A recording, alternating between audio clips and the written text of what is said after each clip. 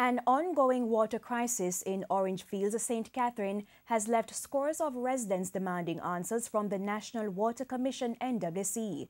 They have been without piped water for over 7 months, but yet they continue to receive exorbitant bills. TVJ's Kalisha Williams has their story. A water crisis in Orange Fields, St. Catherine.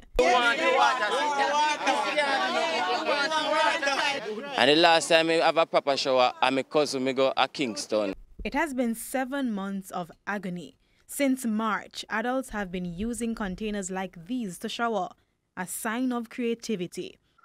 If I don't buy water, I don't bathe. Right now, my clothes are mildew. But if I did broke down, I couldn't get no water, so clothes are mildew. Larger families have it harder. They pointed out that one of these containers can only serve for 3 weeks. The other day, I full 8 barrels, and it cost me $300 each to fill the barrel.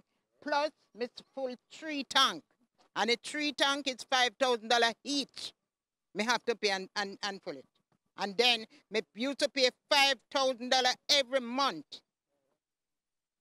for water bill. Me and my grandmother live, and me have to go south for water, we come back. And in 1960 or so, a civilized time now, people need water in a pipe, and people willing to pay for water, so I don't understand. Rain and fall and so forth. So what make we can't get the water? We need the water. I think it's important for we get the water.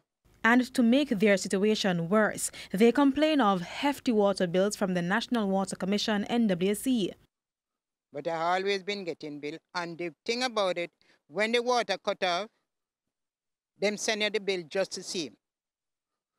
Then send your bill every month, even you don't have any water, because this is not the only time, you know.